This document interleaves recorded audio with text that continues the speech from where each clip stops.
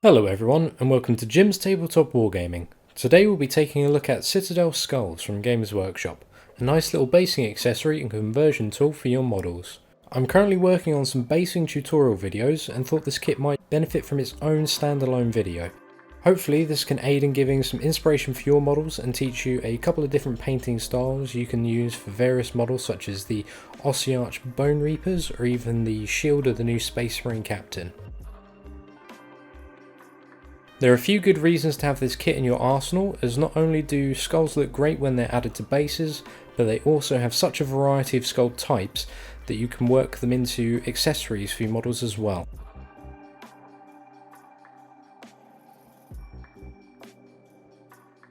Take for instance the Tyrannid skulls.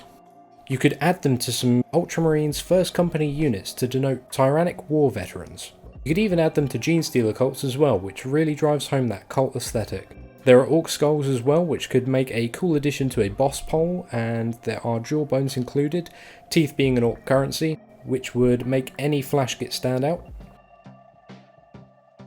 Obviously you have Khorne and his theme of taking skulls. There are some Demon skulls too, which can add some flair to some Grey Knights, or make some great Dark Ritual objective markers as well. Really any faction that takes trophies for their kills would benefit from this kit, such as Chaos or Drukhari. There are even bird skulls for Raven Guard and Tau skulls for any of you out there who really dislike their upbeat and positive message of hope, the setting being grimdark after all. Hopefully that gives you some inspiration for your own models and shows off the real potential this kit has. This kit retails for £17.50 or around $30 American, or $35 if you're Canadian. And this is from Games Workshop's own store. But as usual, you can pick this up cheaper from other retailers, often for less than £15, so do look around and check your friendly local game stores as well, provided it is safe to do so with the coronavirus and all that. I'm going to show you a couple different ways to paint skulls. I'll also showcase some different flesh effects, and I will create an objective marker out of the skulls as well. Timestamps are available in the description if you need to skip to any section. First we will look at a method I use for animal or monster skulls. You can prime the skulls with any white or beige spray paint that you have. I don't have any at the moment, so I'm just going to be painting straight onto the plastic. It helps to use a piece of blue tack to hold the skull in place on either a paintbrush or a stick, so that you don't need to directly handle it and smudge any of your paint.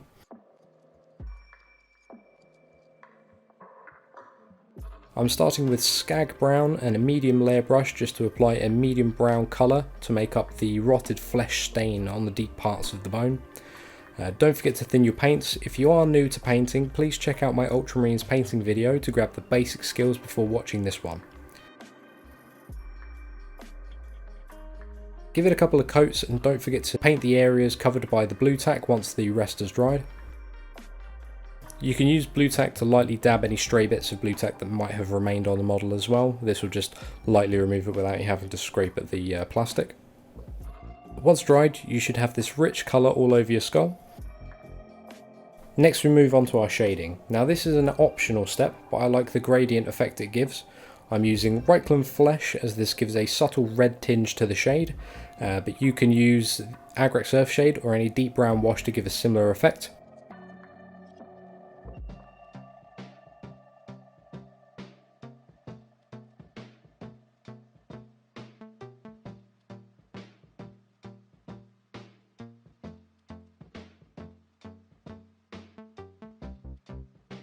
Now that is done, we can move on to our dry brushing. Here I'm using Ushabti Bone and applying it with my hobby dry brush, removing most of the paint from my brush and just slightly brushing across the surface perpendicular to the edges of the details.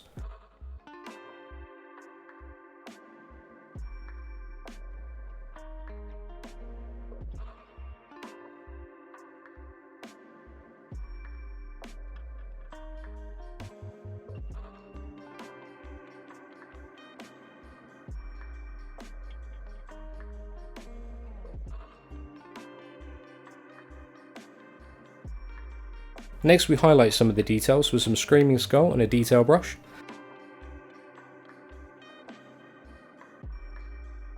The trick is just to pick out a few bits that you want lighter than the rest of the model. The tops of the skulls, for example, are a great place to highlight. as are the horns and any facial features, any prominent edges really, where you'd expect some wear and tear.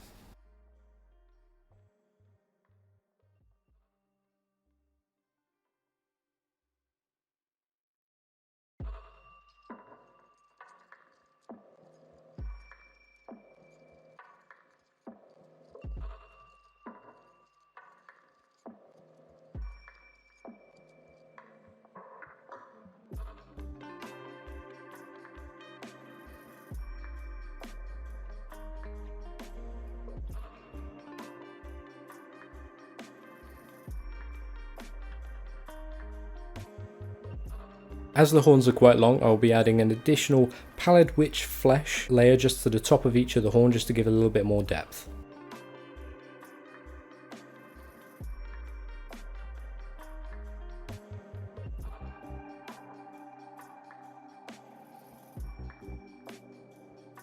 With that, the skull is now complete.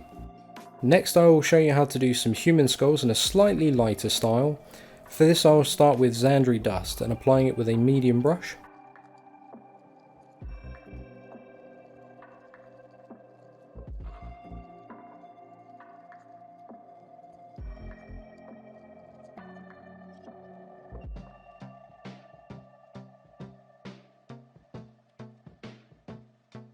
Once you have applied 2 coats, it's time to shade down with Agrax Earthshade. For this I'm using my shade brush.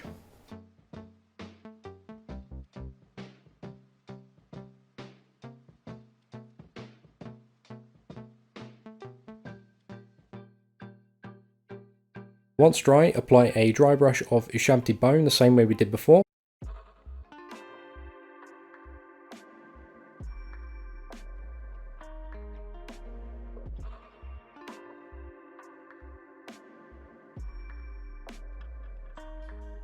And finally we're going to highlight again with some Screaming Skull just around the eyes and some of the facial features there.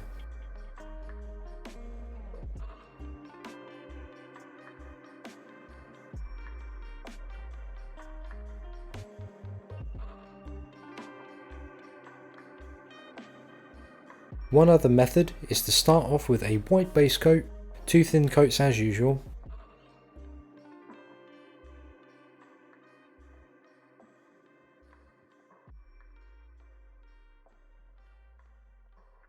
and apply a wash of Agrax Earthshade, as much as you want, just to your preference there.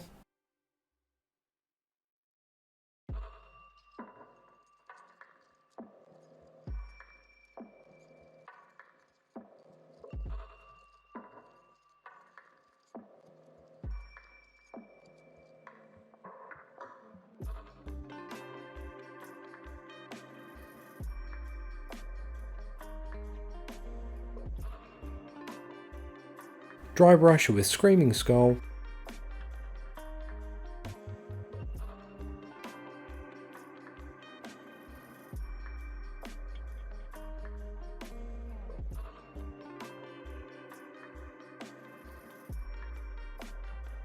and then highlight with Pallid Witch Flesh.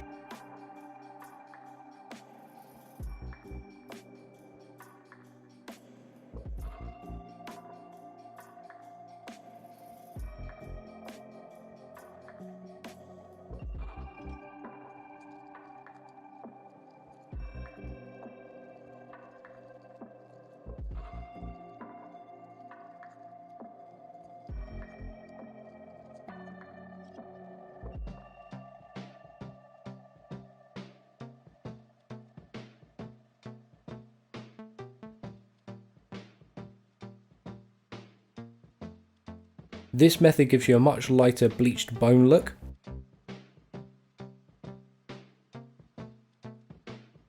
And finally, we add a bit of white scar to the very top of the horns.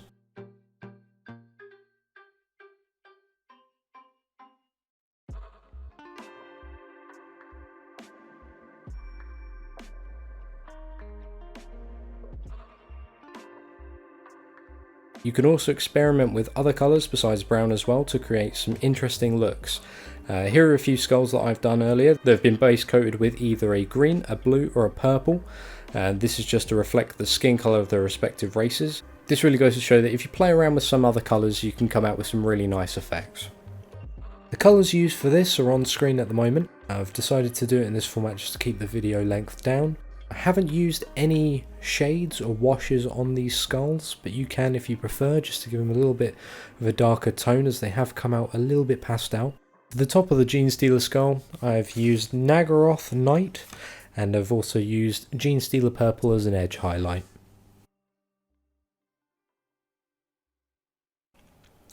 Next I'll start on the objective marker. For this I'm using a spare base that I had lying around, which is a decent size for the project.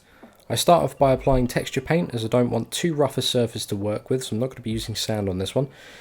You'll be able to see why in just a moment. For this I'm going to be using Astrogranite and applying it with the texture applicator, but a brush also works fine.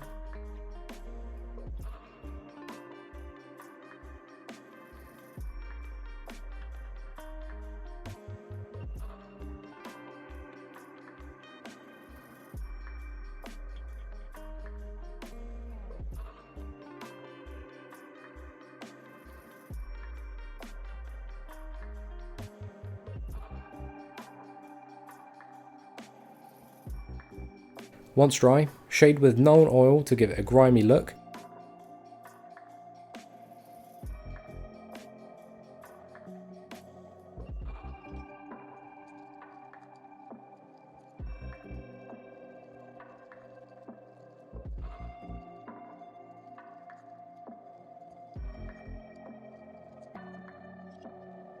And dry brush with Mechanicus Standard Grey.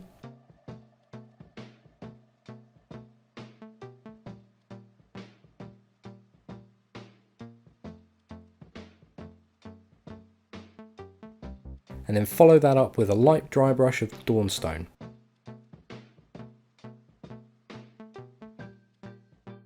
Once complete, we're going to attempt a little freehand here with Blood for the Blood God Technical Paint, and a very small layer brush.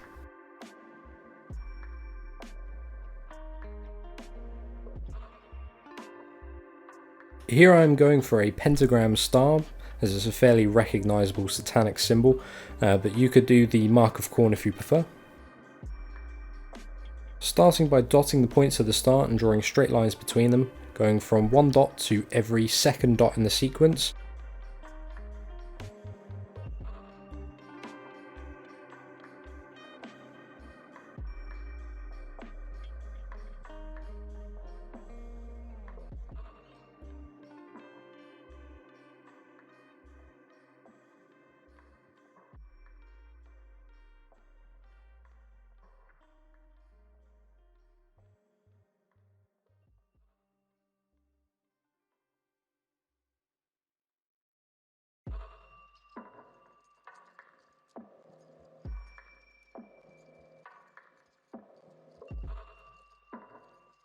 Now that that's done, we need to attach the skulls.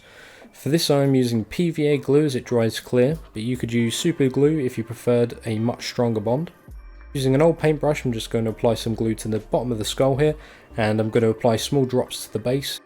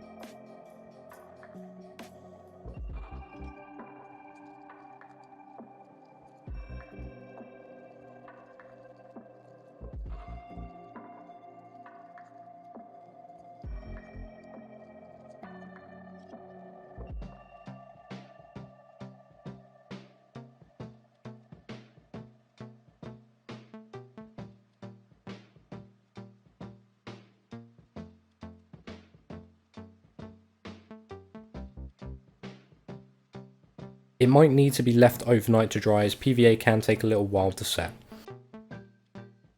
Now that they are attached and dry, the only thing left to paint is the rim of the base.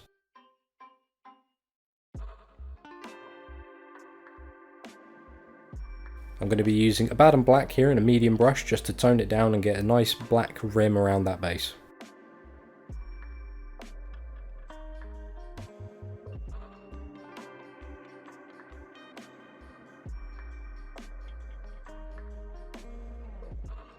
And there we have it. Hopefully you found this video useful. Let me know which technique you use for skulls down in the comments below, and until next time, have a good one.